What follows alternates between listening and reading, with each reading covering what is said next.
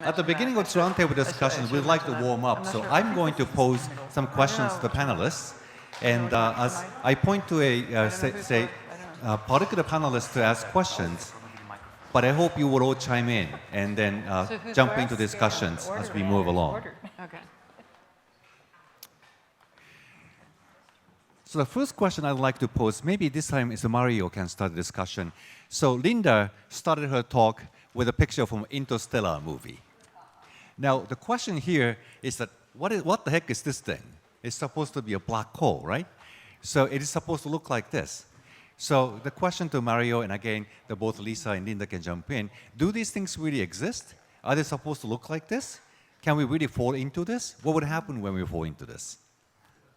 So the answer is yes, black holes do exist. They are not imaginary objects. Is it on? No. What should be on? Or maybe, keep speaking. So black holes do exist. Maybe I should use this one. They come even in two sizes.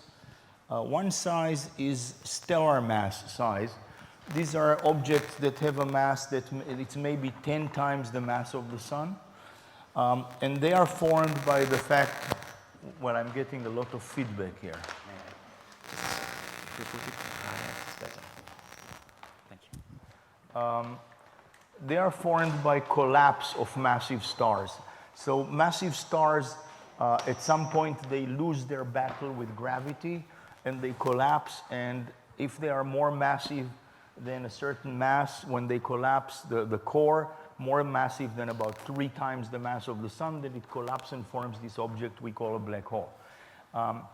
Then there are objects that are at the centers of galaxies.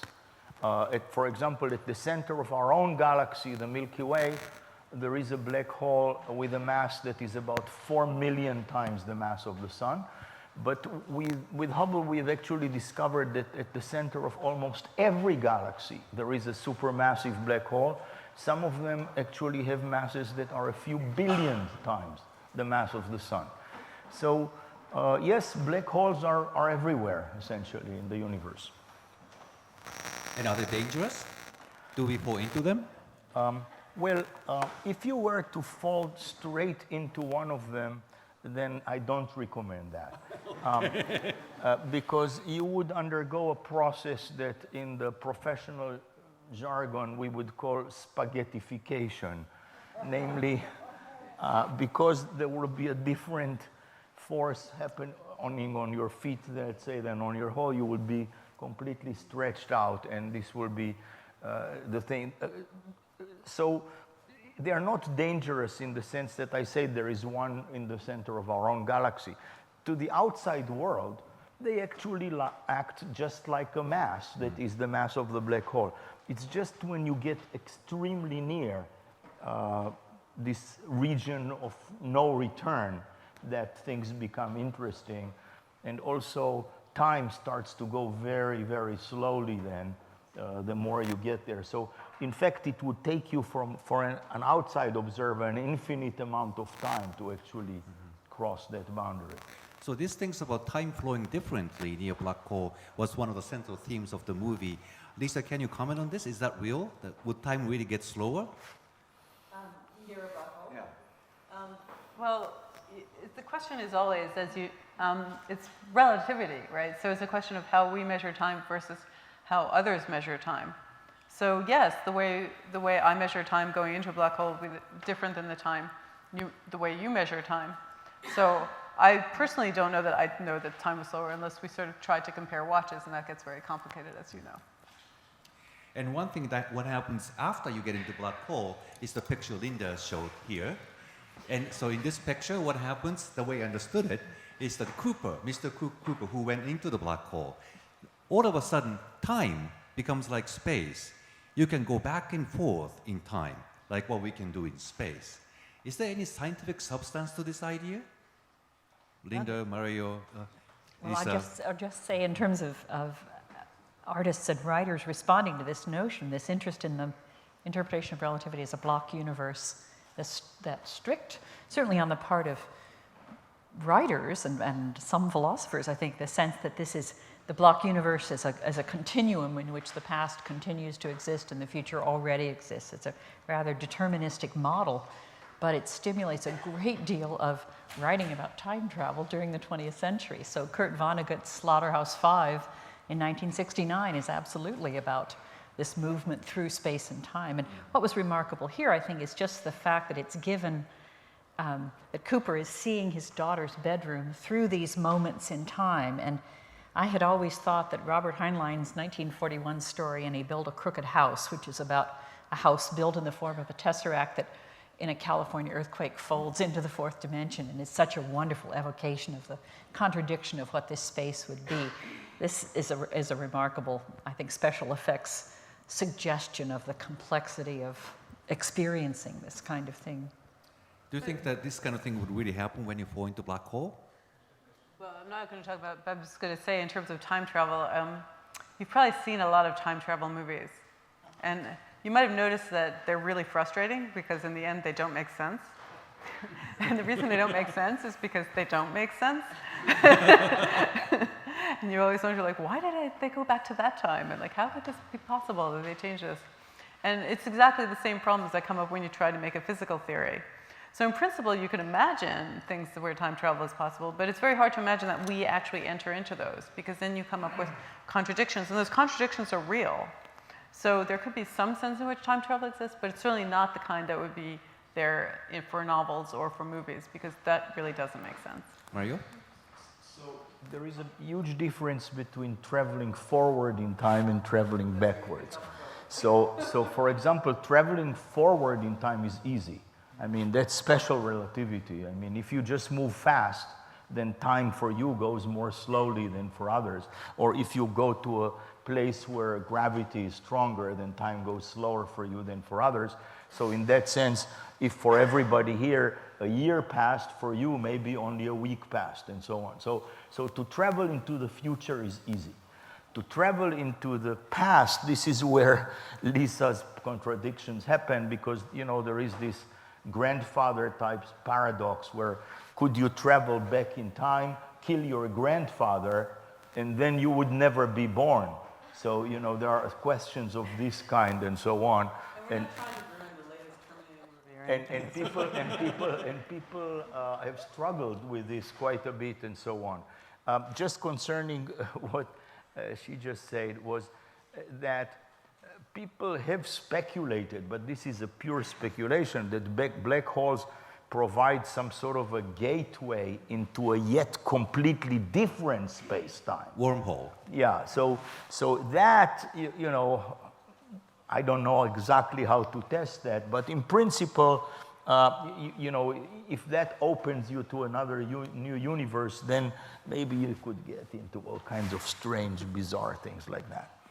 So you don't think this is going to happen actually in a real black hole? Well, not anytime soon, I think. Oh, that's too bad. George wants to say something. I don't know if I want to defend the movie a little bit more. Yeah, I'll borrow his microphone, even though it's more embarrassing to use this. I'd say, to defend the movie Interstellar, which when I saw it, I had objections to things like that, but they did do very well about special relativity and general relativity, and even did the twin paradox where he comes back younger than his daughter, right? His daughter has aged and he has not. And they even show the black hole, which is a rotating black hole, and it has that double image because it's essentially an Einstein, the disk, the accretion disk is almost on the Einstein circle. So you have the disk, and then you see the image of the disk. But the thing that you guys are forgetting, and this is the thing, there is one solution to Einstein's equation that has closed time-like curves that you know, it's Gödel's universe, and that's a rotating universe. So I give them credit that at least they were using a maximally rotating black hole, where if we were sufficiently advanced society, we could conceivably make closed timeline solutions inside the black hole, right, and be able to do this. But I didn't find it so credible, but I'm just, I just want to defend them and say they didn't get the relativity that wrong. We can't enter into them, that's the Yes, problem. that's... So they could be there, but we Entering can't the enter. black hole is a different issue. Okay, Mario wants to say something. Well, there is one thing I want to say, because, you know, we are emphasizing these sort of strange behaviors that have to do with general and special relativity. But I do want to mention something that many of the people here probably know, and that is that, you know, each one of us has in our cell phone, we have a GPS system, and the GPS uses a set of satellites that triangulate on your position. Now, those satellites, they are far away from Earth and they move really fast. Now, because they move really fast, time goes more slowly for them than clocks on Earth. And because they are farther away from Earth and therefore in a weaker gravity, time goes faster for them because they are away. And the GPS system actually uses both of these corrections, and without them, actually the GPS system would not have worked. So if you might have thought that special and general relativity are things that, you know, you're not interested in because they don't apply to your everyday life, they actually do. I mean, your cell phone uses them all the time. That's great. So we are relying on Einstein's theory on everyday life. Yes, Linda? We should open this to questions, but I just want to say, I think what was so remarkable was the geometry in this film and the way in which and using Kip Thorne's book on the science of interstellar is very interesting in terms of this tesseract and the way they conceived that multiplicity of views was quite remarkable. But just to say, in terms of the history of physics, I had the lovely occasion to get to know Cecile DeWitt at the University of Texas, and she invited me at the time of the Dance of the Universe exhibition that CERN organized, I think in the 80s, to lecture in a class for her. And this was such an interesting experience because here was a major physicist for whom the idea of a spatial fourth dimension made no sense. She was, the fourth dimension is time, and it's about relativity. And so I was talking about these artists interested in this higher dimensional world. And so it's an indication too, I think, this is unusual in a film to have this much spatiality.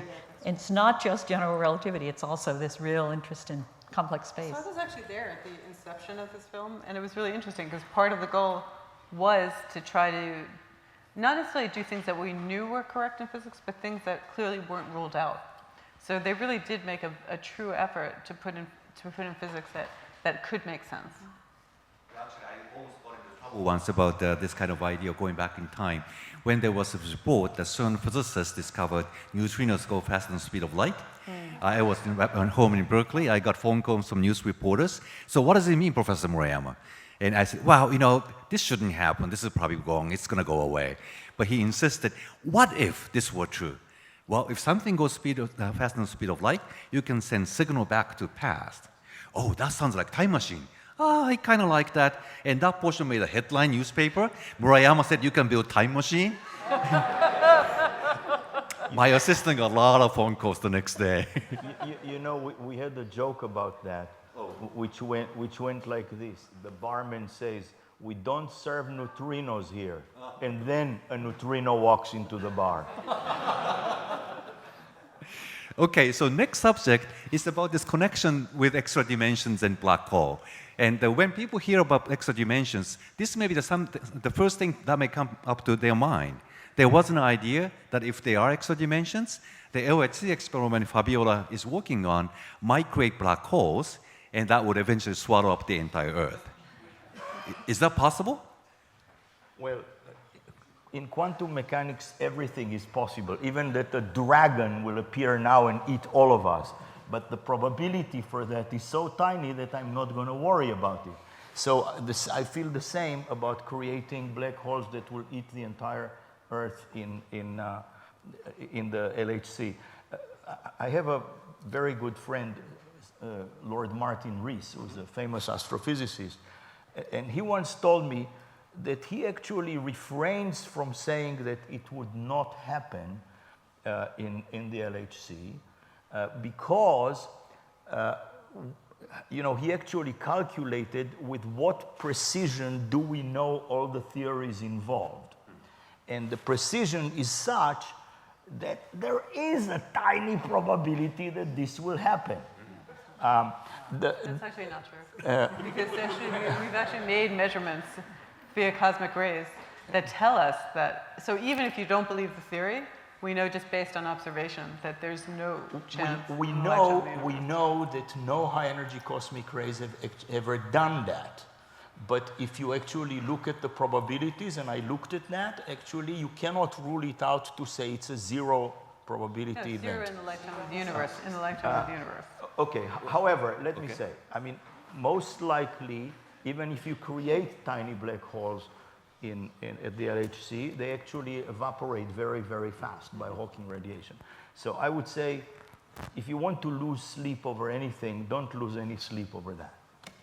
That's good to hear. But Lisa seems to have professional disagreement here. Well, no, Can you elaborate? Again, as scientists, we know there's no such thing as zero probability in most cases, that you don't know something perfectly. The question is there a reasonable probability within the lifetime of the universe? And based on what we know about theory, we would have already said it wasn't possible. And based on what we've seen from observations of cosmic rays reproducing similar conditions, we really do know that it's not possible, to the extent that we know anything in science. So that's one of the typical problems that science is communicating to the general public.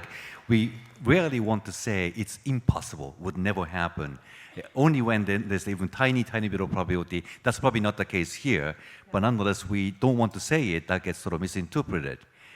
And I just want to add, one of the reasons I want to emphasize that is because when it was first proposed, most physicists did think there's no probability for that. In fact, we pretty much knew that. But one of the really interesting things to me was that CERN took this very seriously and actually had a study group where people went and did exactly this calculation and exactly this study to be able to verify it to everyone's satisfaction that this was something that had essentially what we would call no probability, which is not technically zero, but it's basically no probability within the lifetime of the universe.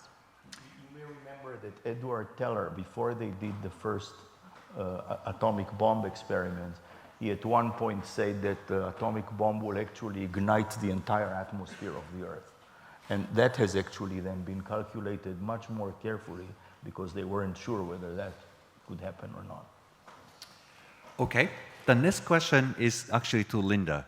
So, you talked about this connection between extra dimensions and art and literature, and I had no idea that goes all the way back to the early days, even before physicists seriously started to talk about extra dimensions.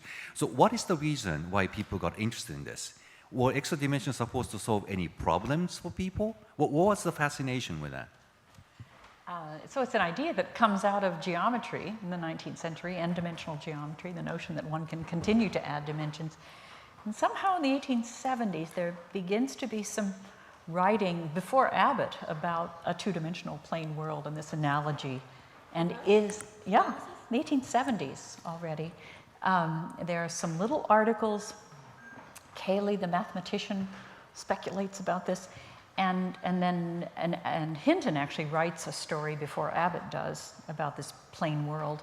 So the notion that this sense of a hidden higher reality really, or that we might be in an analogous situation to the two-dimensional world in which it's prohibited to speak about the third dimension. Lisa didn't mention that the fate of the poor square is that he's taken up into the third dimension so he can see all of flatland, becomes omniscient because he can see into the houses of all his colleagues and into their bodies, etc. But when he comes back from this event and begins to preach the gospel of the third dimension, then he's thrown in prison because it's prohibited to speculate. And one then comes away from that story. It's a real cautionary tale about saying something is impossible. But that seems to strike a really responsive cultural chord, and it's picked up very quickly. Hinton's book about a new era of thought in 1888 is all about a new way of thinking for humanity that would enlarge our understanding, improve our brains, if you could picture those tesseract cubes, etc. But it links very quickly to idealist philosophy, and there's quite a renewal going on in the late 19th century, an interest in Neoplatonic thought and Kant, so the idea that Plato's world of ideas must be in the fourth dimension, or that heaven must be in the fourth dimension. So heaven is fourth dimension. There's quite a bit of theological writing by the 1890s. It seems to be the solution. Actually, one of the really funny things, when I worked at Extra Dimensions and gave these public talks, was all the things people thought would happen in the extra dimension. Right. Basically anything that they thought was impossible, someone would write to me to ask, does this happen in the extra dimension? So and Interesting. But from the philosophy point of view, the extra dimension is supposed to provide sort of a new perspective on our world, a different way of looking at it. yes, everything. And it's interesting because I think the X-ray plays a very important role in keeping this idea alive. So it's not just mystical speculation, but as soon as the X-ray establishes how limited human vision is, then this interest in the invisible becomes very strong. So do you think the gravity brain may be in the heaven? It was the heaven, it was where all your lost socks went. It was everything. I think people just want, part of the issue is that a lot of the physics words get used in everyday life. And so we talk about extra dimensions metaphorically all the time. And so I was very clear when I would present things that we're talking about an extra dimension of space specifically. Because of course, in terms of abstract dimensions, they exist everywhere. I mean, I start off by talking about a ledger. If you have many different entries in a ledger, you can think of that as many different dimensions. So it is confusing to really realize that we're talking about something very specific when we speak about an extra dimension. But in fact, in your theory, the extra dimensions, you want to say something? Oh, question. Questions, Okay, yeah. go ahead.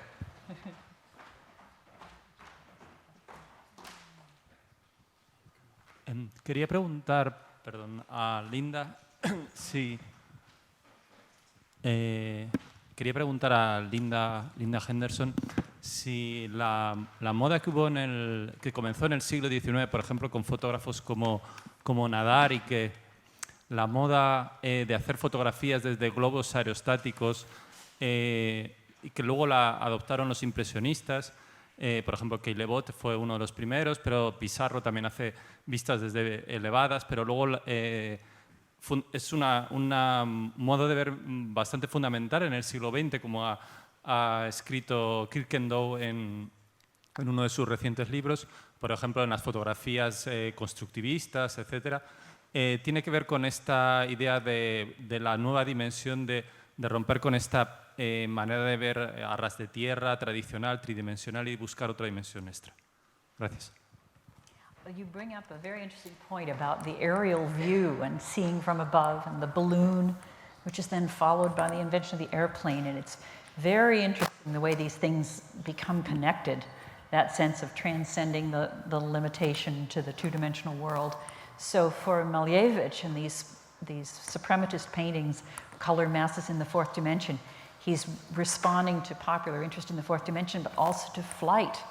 And there's a sense of, Hinton talks about the way you might educate this space sense and liberate yourself from the three dimensions is to overcome your sense of gravity and left and right orientation. That if you could in fact escape that, that's one of the things that's keeping you constrained in three dimensions.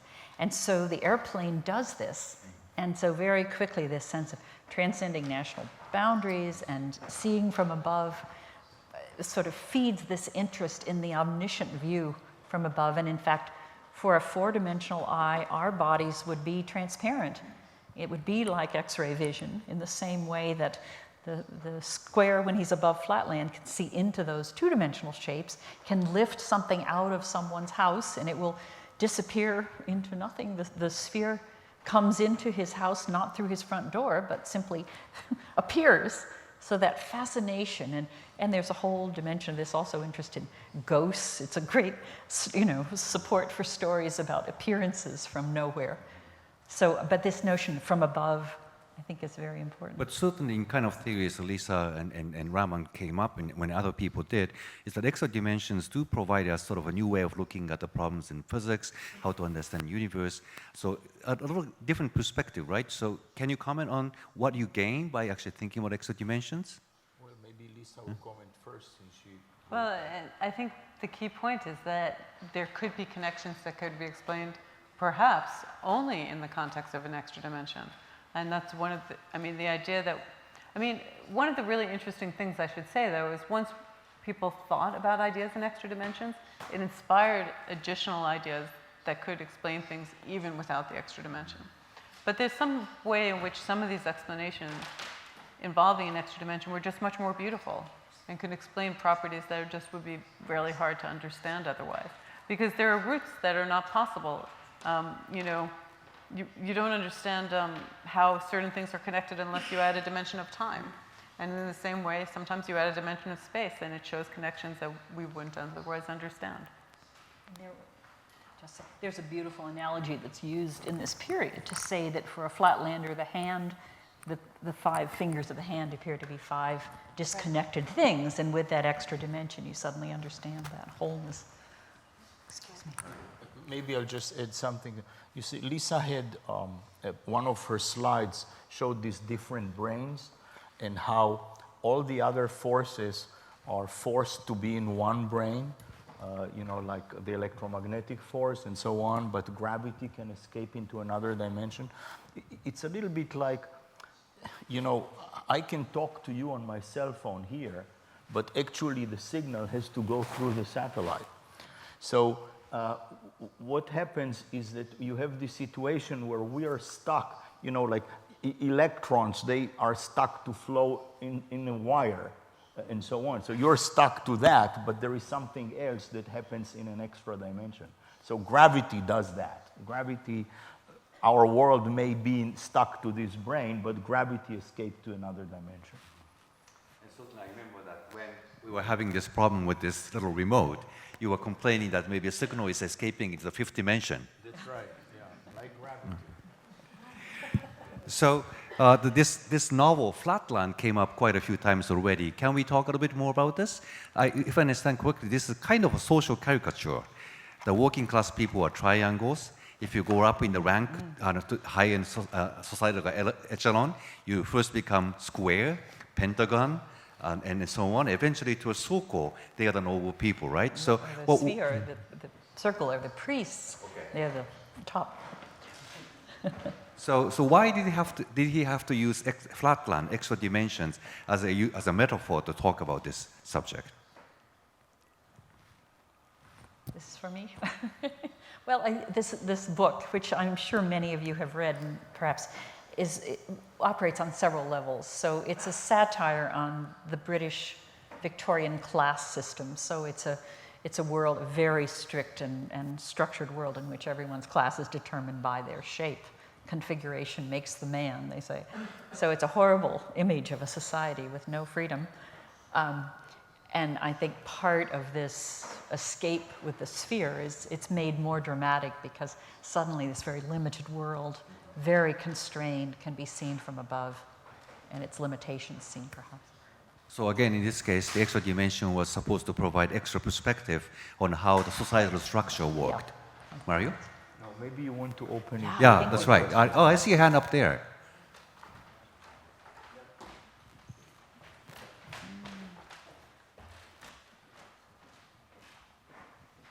Sorry, my question is not about flatland, but about this idea of left and right connected to an extra dimension, which is a bit weird from physical point of view, I think. I think in physics it's connected to another symmetry, the left and right. So where does this idea comes from into the art part?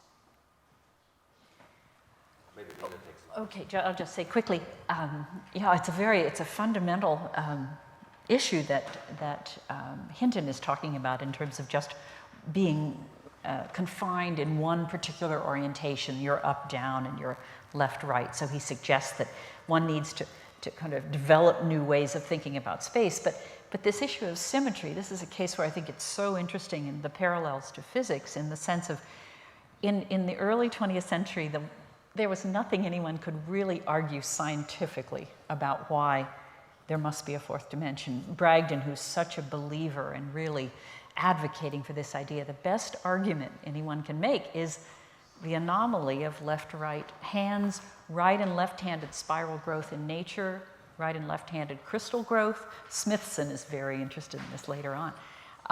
So that notion of symmetry when it's three-dimensional mirror symmetry seems to really puzzle people. Kant had speculated about left and right hands. And that's really where this, I think, this issue and mirror symmetry becomes central for some thinkers about this idea. Well, you know, there is, of course, we are all made of amino acids, and amino acids, all life on Earth uses only one particular type, left-handed amino acids. And the question is, why is that? And apparently, there is no deep scientific reason for that, because, for example, we do see in meteorites right-handed amino acids. The reason probably that all life on Earth uses only the left-handed is a little bit the same reason that we all use Microsoft. Namely, yeah, it's not because this is necessarily the best system one could come up with. I don't. But rather, I'm sure do you use Word? Oh, yeah. Oh, of course, so you use Microsoft. So we all use Microsoft. And the reason is not because this was the best system one could devise. In fact, it's not that great. It is because once that started, it got so dominant that if you wanted to continue to communicate or life had to continue, it actually had to use that. And so, you know, we all use it because at this point, if I want to communicate with you, I have to use it as well, and so on. So, so there are some of these left-right asymmetries that are also accidental and not, you know, based on some very deep laws of physics. There are other things, you know, like CP violation and so on, which do have to do with some very basic laws of physics. But the idea itself is actually pretty simple. If you take a piece of paper and just imagine you draw your right hand on a piece of paper, and no matter how you turn it around, it is always right hand. Only way you can turn that to left hand is to lift a piece of paper and turn like this. That needs to go into the other dimension. If you're turning around only in 2 dimensions, you can never do it. But if you go through the 3rd dimension, you can turn the right hand into left hand. And that's what she was talking about. So extra dimensions can really change things around that way. Yes? Pienso que también la trascendencia o la importancia que se le dio a la 4ª dimensión y también a la novela de Flatland tiene que ver con el mito de la caverna de Platón, que es un mito fundamental en el pensamiento occidental. Y también hay que recordar que, como han estudiado historiadores como Stoikita, el origen de la pintura está basada tiene 2 orígenes. Uno es la sombra, la pintura parte de la sombra, de dibujar la sombra de la proyección de la persona amada que se va a la guerra. Eso es lo que nos cuenta Plinio y lo que recoge también, bueno, que también está en Platón, en el mito de la caverna. Luego hay, con Alberti hay otra interpretación que es más bien el espejo, la idea del espejo. Bueno, un poco. Who's going to take that? I'll just say I'm glad you mentioned more specific. Now, why am I doing that? Echoing. This is better, sorry. I'm hearing myself through this, yeah. Okay. But this is, I think, it really gets back to this issue of why this idea catches on so powerfully, because even more than Flatland, this myth of Plato and the prisoners in the cave who are looking at the shadows on the wall and believe that that's all there is. And then, in fact, it's a 3-dimensional world out there that is being projected onto that wall. So that's also so cautionary about believing that everything you see is all there is. And so I think that also contributes very importantly, because advocates of the 4th dimension very quickly pick up this idea that we are living in a shadow world projected. But I also think, and it's really important to keep in mind that, you know, we focus on dimension because it seems so exotic, but that really is a metaphor for all of science. You know, we see this very limited amount of stuff in the world, and from that we're trying to extract the fundamental nature of things many orders of magnitude in distance away from what we can see. So it's not literally just a dimension that's being projected, it's really everything that's being projected in some sense. And that's the beauty of physics and science, is to be able to get beyond that and see what lies underneath. There's a question in the very back. Sí, yo os vengo oyendo y bueno, yo no sé mucho de ciencia y sí que me evoca cantidad de sugerencias, ¿no? Cuando hablabais antes de invertir, a mí de repente recordaba el paraíso de Dante, cuando al llegar al cielo todo se invierte y lo que estaba arriba se convierte abajo, igual que lo que te pasa cuando ves un cuadro como espectador y en religión te hablan de que se sienta o que lo bueno aparece en lectura visual a la izquierda, que en realidad si te pones en el lado del cuadro es la derecha. Esas paradojas a mí siempre me han resultado interesantes, atractivas, y creo que tanto en música, arquitectura, en física o por lo que veo, lo que habláis, siempre hay una estructura interna de las cosas, siempre hay una arquitectura, igual que puede haber en un poema con el ritmo. Y lo que me llama la atención de todo esto es que sabemos dónde colocar lo que es físico, lo que tiene materia, pero ¿dónde colocamos lo que no lo tiene? O sea, ¿en qué dimensión estaría la emoción? ¿En qué dimensión estaría la experiencia? ¿En qué dimensión estaría lo que para mí le da carne y realidad a todo? ¿No? Ahí pasa el tiempo, sucede el tiempo, es algo que permanece.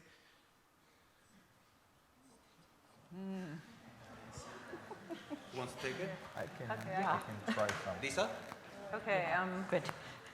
so it's actually funny. I don't know if you literally use those words in Spanish, but maybe many people know the song As Time Goes By.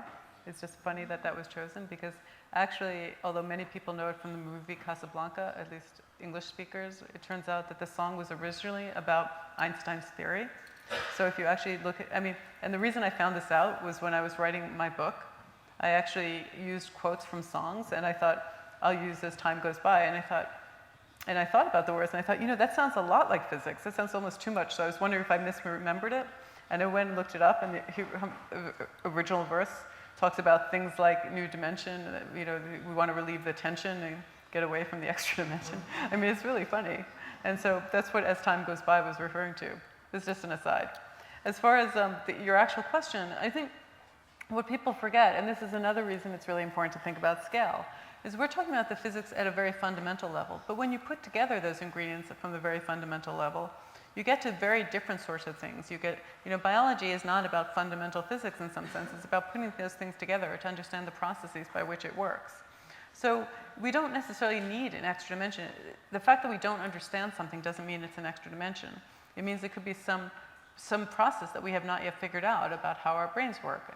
And in fact, there's many aspects of our bodies and our biology that we don't understand, and certainly how our thoughts work or our emotions. So these are things that come out of the physical stuff that we're talking about. It needs the substrate of what we're talking about. But that doesn't mean it explains everything. To explain everything, you still have to put it together in more interesting ways. So I actually could speak about this a whole day, about this question, but let me address a few pieces of it. So one is what Lisa just said, namely, we try to work with the very fundamental laws of physics, and those, believe it or not, are actually the simple things. But things like biological system or how the brain works, these are very complex things. Eugene Wigner was a famous physicist, and he wrote a paper which was called On the Unreasonable Effectiveness of Mathematics in the Physical Sciences. But somebody actually much later wrote on a paper which was called On the Unreasonable Ineffectiveness of Mathematics in the Biological Sciences. Because biology is a very complicated thing. And when, this gentleman talked about emotions and so on. Now, it is very probable that at the most fundamental level, even our emotions and all of that is governed by some fundamental physical processes. But the systems are so complex that we cannot analyze them at that level. So we do other things. We do chemistry, we do physiology, and then at an even higher level, we do psychology, and so on, when we don't understand it all these different levels. Now, there is a second part of his question which was related to time, and Lisa touched about that. And time itself is a very complicated thing. We have seen in physics a few arrows of time. So there is one era of time that is determined by fundamental particle physics. And that is that when you reverse time, actually the laws of physics change in some fashion. But that doesn't appear to be directly related to what happens in our brains. There is a thermodynamic era of time, which says that the amount of disorder, we call this entropy, increases all the time, that it doesn't decrease. And anybody who has a daughter knows that that is the case. The amount of disorder all the time increases. But that produces a very distinct era of time. There is the cosmological era of time. Our universe is actually expanding and so on. Most likely, the subjective feeling of time that we have is related to the thermodynamic era of time. And that in itself may be not a law of physics so much as to a situation that is telling us something about how our universe started.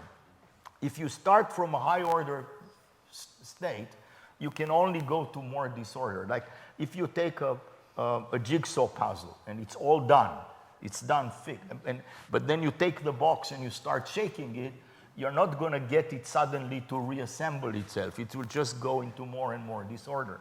So that's what happens apparently with the passage of time. So there really, I mean, that question involves far too many things to address in a simple answer. Linda, do you want to chime in? No? Oh, no, I think this is good. Okay, so any other questions from the floor? Now I open up to scientists, non-scientists. There.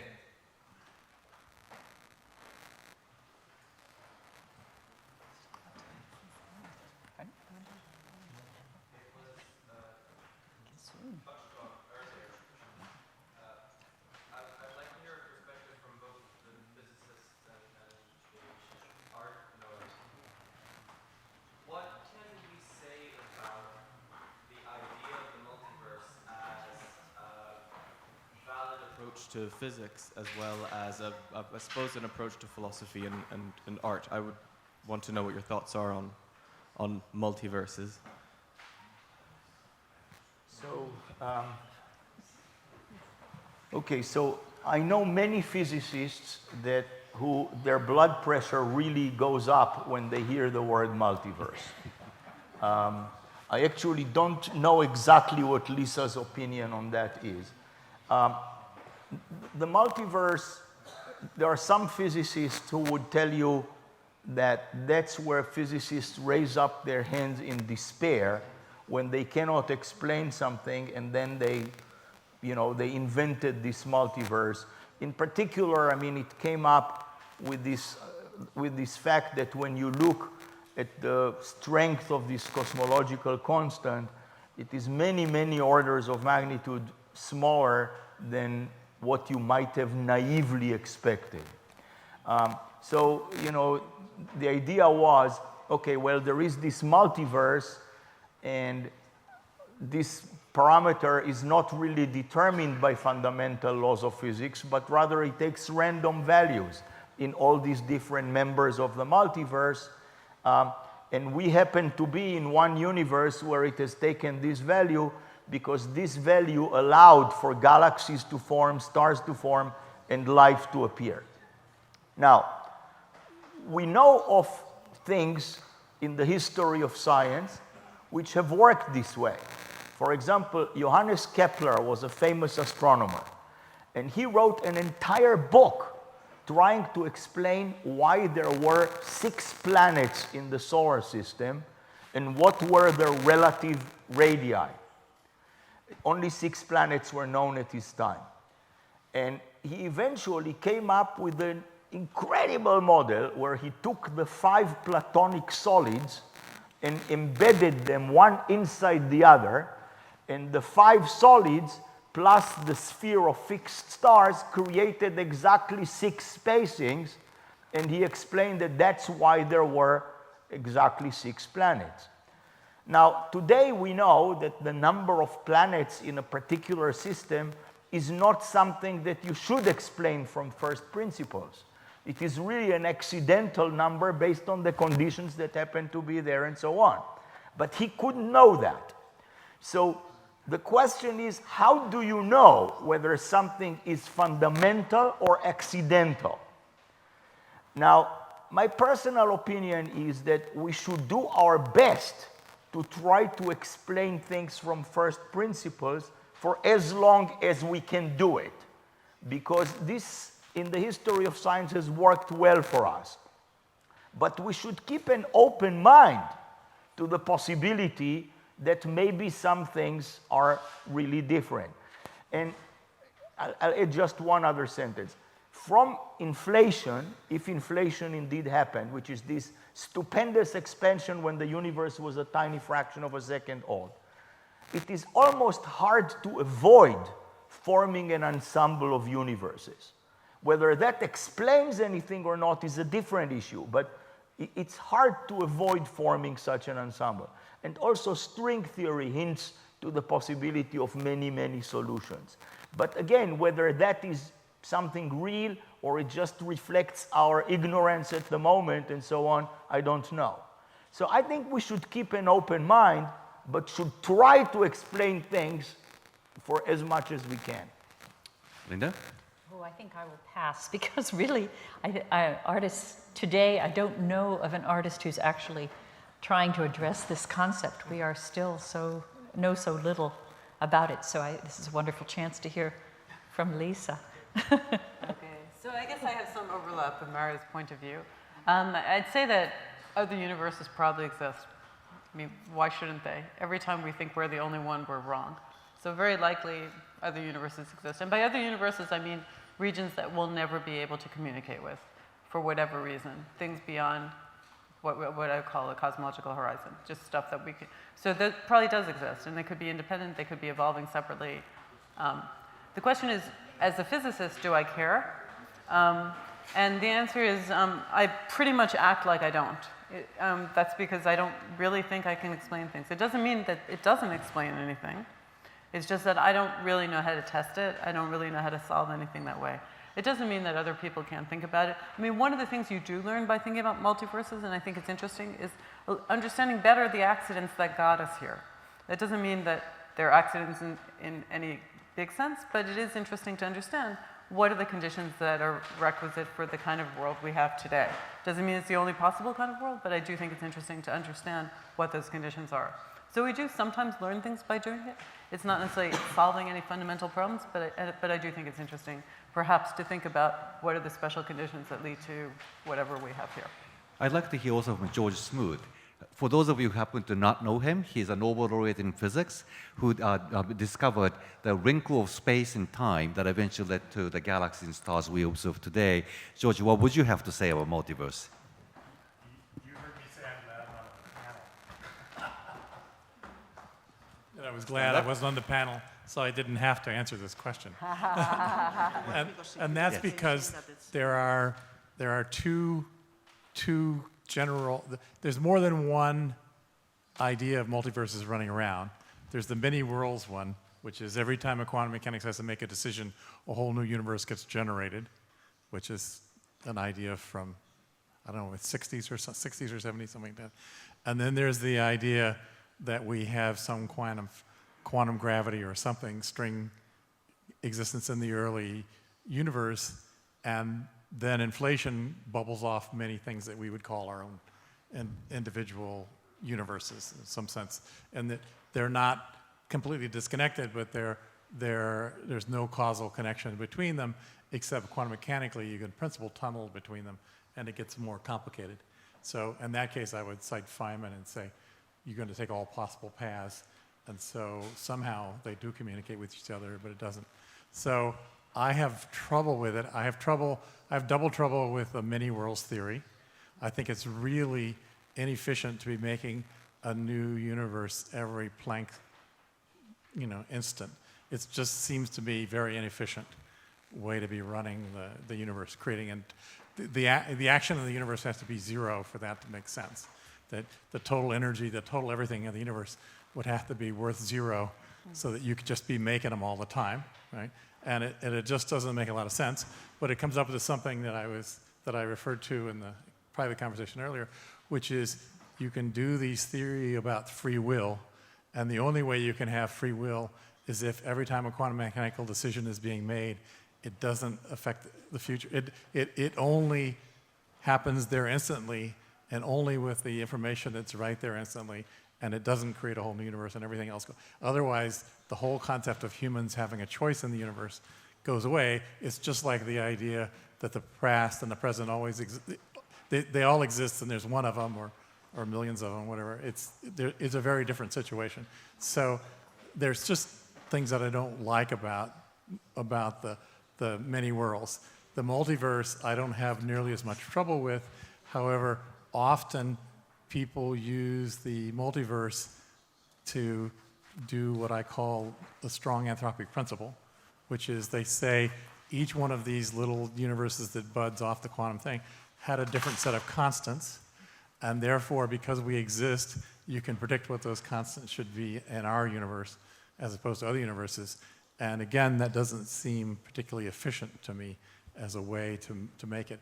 I think that's begging the question, whereas you have to go and see what your best theory is, and then see if you can do it, or if you have to resort to that kind of thing. Okay, thank you, George. So that's why I didn't want to answer the question. Okay, thank you. So I'm afraid we actually have to close the session. And just to let you know that it is an interesting idea to let scientists comment on artwork at this museum, which you can find on the museum website. For example, one scientist looked at this picture by Dugas and said, nearby dancers are in blue, faraway dancers are in red. That's exactly the kind of pictures you have seen in Mario's talk. That's an evidence of Big Bang. So you see this kind of interpretation by scientists and artwork, so it's kind of interesting to see. So it's been a very interesting conversation. And just like to close by saying that we've been hunting after invisibles, neutrinos, dark matter, dark energy, and extra dimensions. And once we actually managed to make some progress, we would like to turn them into incredibles. So thank you for coming, and have a good night. So.